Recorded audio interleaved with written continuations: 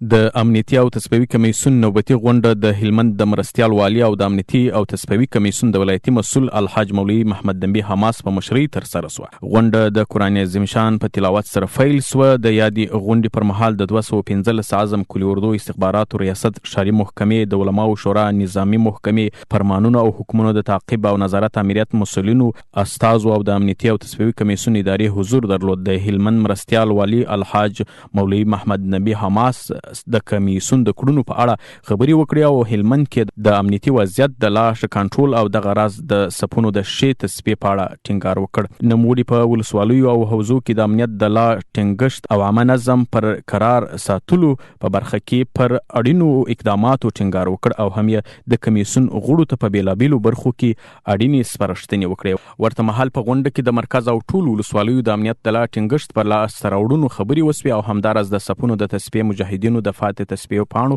په څرنګوالي خبري او د مجاهدینو ځینو ستونزو ته رسیدګي او حل لارې ولټول سوې. په پای کې د تصفیوي او امنیتي چارو د مرکزي کمیسون څخه د وروستیو هدایاتو د عملي کولو په حق له اړین تصمیم ونیول سو. غونډه په هیواد کې د اسلامي نظام ته د استحکام په دعایه سره پای ته ورسېده.